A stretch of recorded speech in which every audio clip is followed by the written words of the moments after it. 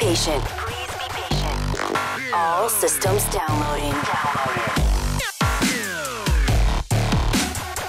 Welcome to Katie.Show. Hello and welcome to Katie.Show. Ben Hansen joining again.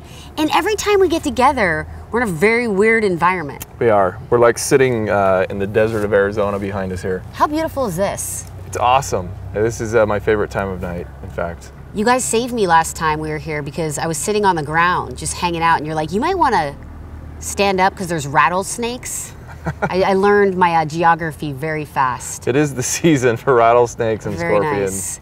But here we are at the 25th. I didn't realize it was like a very important year here at UFO Congress.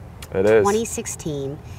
It's a very interesting event, right? I mean, from the second you walk in the door, you have people like yourself that have incredible backgrounds, which a lot of people know. You've been on the podcast before.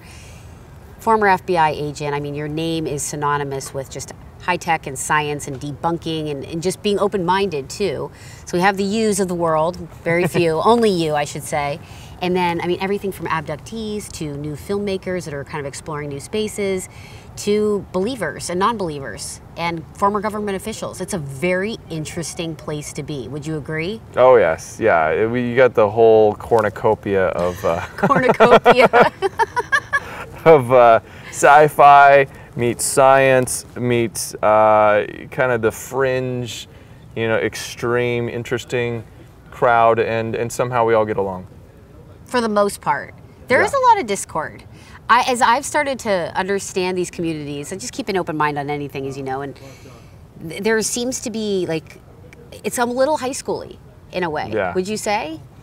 Well, especially among the, let's say the circuit UFO speakers, of which I'm one, and I go around, I speak to these different crowds, and everyone kind of finds their niche, you know, and it's kind of like I speak on a certain subject and someone else does, and in order to remain prominent in the field, you can't all get along. You all have to have your own opinions. There's a fair competition, competitiveness happening. You have to stick out for something and have a different opinion. So sometimes you'll see some tension there.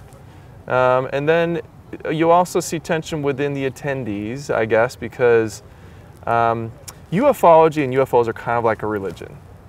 And you have a lot of people believing in maybe a central theme, but you have different sects and different SECTS.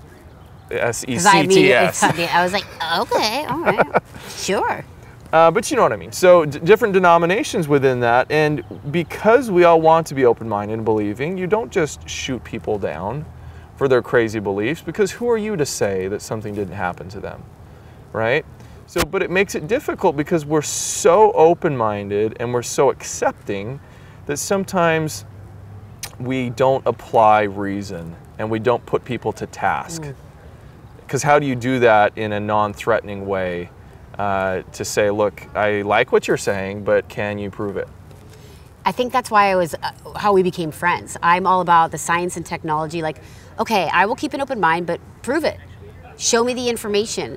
And I think that's where you stand out. People obviously can't see this, but there's this massive vendor area and everything from chakras and healing, and maybe that's your thing, to spiritual meditation, to UFOs and aliens, and then you kind of have this badass night vision booth.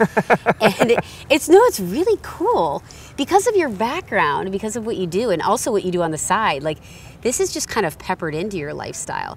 But you're all about, and we've talked about this before, the science, the data, and high-tech things. Let's go right into UFOs, searching them at night. How can we be better about that, and what technologies can we use?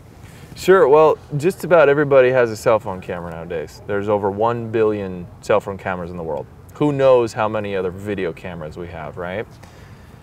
Well, the problem is you can take a good iPhone or smartphone, go out to the night sky. Let's say you want to film an airplane, right? Airplanes coming by. If you can pick this thing up because it's so dimly lit, your autofocus is going in and out. As good as cell phone cameras are, they just aren't to the point where we're getting really quality photos and video that we can really do something about to analyze. Especially at night. Especially at night, yeah. So what we do, what I have kind of made a goal, is to work alongside these manufacturers of night vision and thermal technology. Generally, these things were made for observing. Soldiers are using them, they're surveilling things with everything. They weren't really made to record, you know, and to get good video from. So what we do is we find companies that will make adapters. Now you can take your iPhone, slide it right into the adapter, and film directly off of military-grade technology. We're talking about amplifying light by about 80,000 times. Is that easy for the average person that's not very tech-savvy, though? Oh yeah, yeah. It's a click of a button, turn it on, slide in the camera, and hit record just like you normally would a video. Android and iOS? Yes. Huh. Yeah. So the million-dollar question is, here we're sitting at, again, UFO Congress. If these technologies you're pushing, then what is your belief, Ben Hansen, on UFOs? If you were to look at, again, the term UFO being unidentified, have I seen them? Yes, I have. I've had at least 3 amazing sightings of non-conventional craft. Where? One, my first sighting was in the Caribbean. I was on a cruise, actually. Wow, really? What year was this? Break this down. 2002. And I was... It's better than anything that happened at the cruise, especially having Yes. to eat with other people at dinner. Screw that. Well... I want to stuff my face and not have anybody judging me. That's a side. Go ahead. We were... By the way, Ben and I just stuffed our face with Chinese food. Another side. Go ahead, dude. My friend, I was working in Florida for the summer, and he and I, at the end of the summer, decided to go on a cruise. So we chose a cruise ship that was like the Walmart of cruises. Okay, it was... Sounds awesome. It was very... You're making sandals look like a viable option at this point. No offense to Walmart, but you know what I mean. It was very low grade, kind of not what we expected, the fun single life type of a cruise. So at any rate, that time of year, they also had the meteor shower. I forget what it's called, the one that happens in August. Perseus meteor shower? Sounds... The Perseid. P-E-R-S-E. Palladius. Something like that. And it starts with a P. I'm not an astronomer. No. So we thought we would just go up to the deck and get these, you know, beach chairs and sit there and watch the meteor shower. Well, as we were watching it, we did make friends with a couple of young women on board, and we were not drinking. I don't drink. But we were sitting there watching the sky, and suddenly one of them says, "What's that?" We saw a light kind of moving in a straight line, and I was about to say, duh, it's a satellite. Haven't you ever seen one? When suddenly this thing started doing S-turns. So now you've also knocked out the fact that it's not a meteor shower or a meteorite or anything of that nature. Huh. Yeah, and it was the same size and height as a satellite. Incredible, because if you consider that satellites fall at about 17,000 miles an hour, the G-forces, okay, alone on the occupants, if there were any, would be devastating. With the technology that we have, not even the craft would survive that. So something else is at play with the propulsion. So the next couple days, I was like... How long did that go on for in the sky? I would say that the duration was about 40 seconds or so. Okay. My mind was blown. Was anyone taking photos, video? No, we didn't have photo, video. And oh, because that was what, 2000 you said? Yeah, this is before cameras. Yeah, this is still in the Windows ME. Okay. So, no, cameras did exist, but not only did I not have a cell phone with me on the cruise, I was late to the game, but we didn't have a camera on it like that. Sure. And my normal camera, there's no way you'd be able to film that. That's just some good old-fashioned memory. Exactly. And if it wasn't for the fact there were other people present, I would be second guessing that I actually saw that. So it was mind blowing. So later, you know, get into all the details of my other sightings, but I've seen objects go from a hover and cover 14 miles in 4 seconds. And I saw a triangle, a silent triangle. I thought I was drinking the Kool-Aid, because you hear about these types of things from the conferences where people say it was completely black or transparent and silent. And this thing was 1,000 feet above my head, of all places, while I was jogging on a high school track. In Utah? No, this was in Southern California, and I'd heard about people having sightings of these triangles that are either completely black or transparent. I mean, it looked as if the sky above was the same color as the bottom of this craft. So I was either seeing through it or it was painted in a similar color but completely silent. What's the speed estimate? Well, over the stadium and how I judged how high it was because of the marine layer that was there, I'd say 1,000 feet is about 30 feet across and traveling probably about between 500 to 700 miles an hour. Incredibly fast. What is, I feel like I need to put you on the spot here. Because what percentage does Ben Hansen think, in your own hypotheses, is military and what part is extraterrestrial? What is the belief on your end? I guess I wouldn't really have any way of knowing that. The reason I don't really... Can we start here though? Let me back up. Can we say 100% that there are other crafts, to your point, unidentified flying objects of some nature that you agree exist?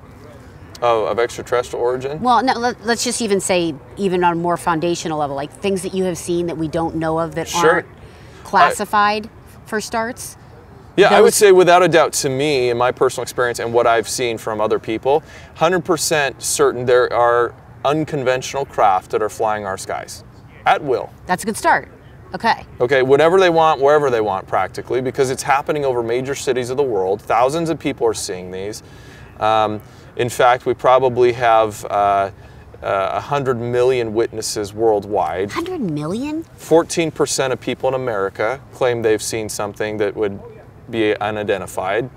Okay, so even if you reduce that down, you've still got a hefty percentage of people who've seen something. With the amount of material coming out now, with the declassification and the debunks, I mean, you yourself do a great job debunking mysterious creatures and UFOs. Fact or Faked, obviously, I'm alluding to his awesome show on which aired on Sci-Fi, now on Destination America.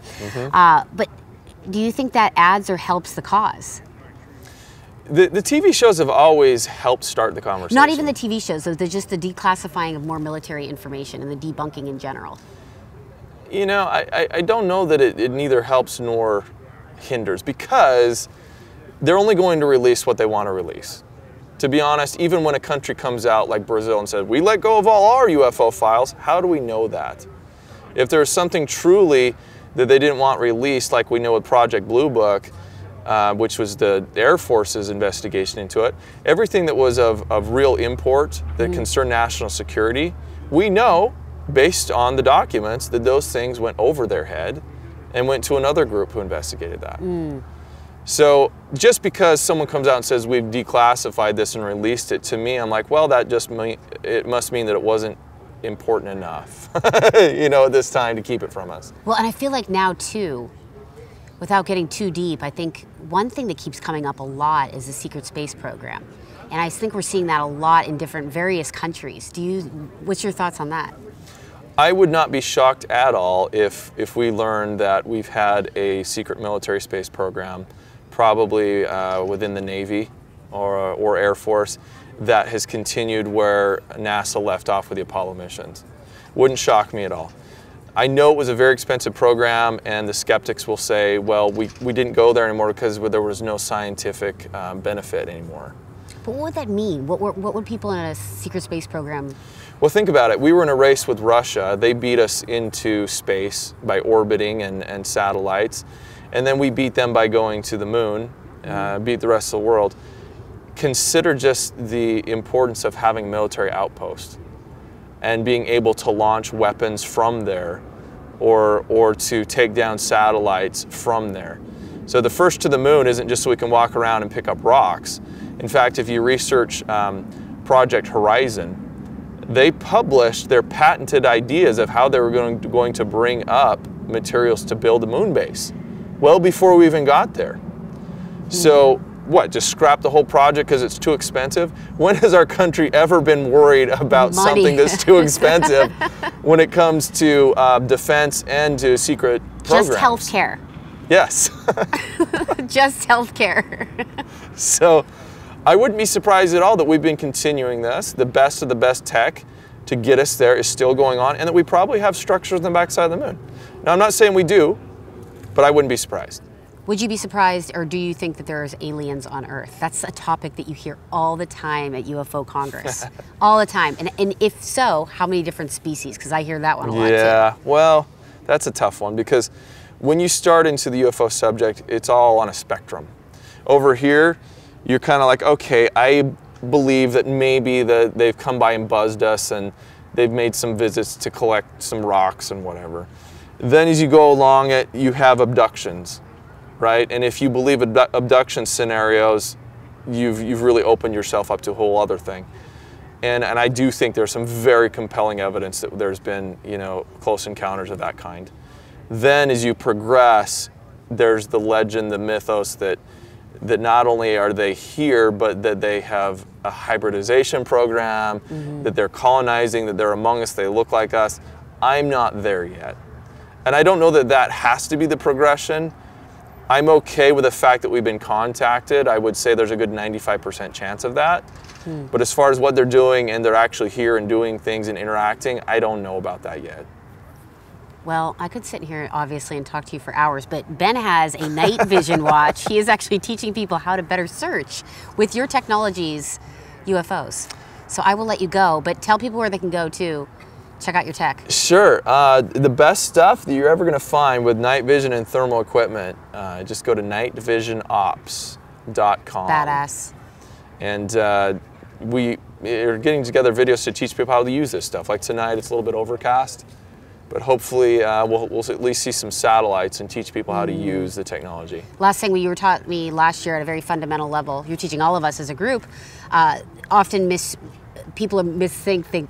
people think that they see a UFO, but it's not. It's satellites are often Satellites, bats, birds flying in formation, sometimes bugs.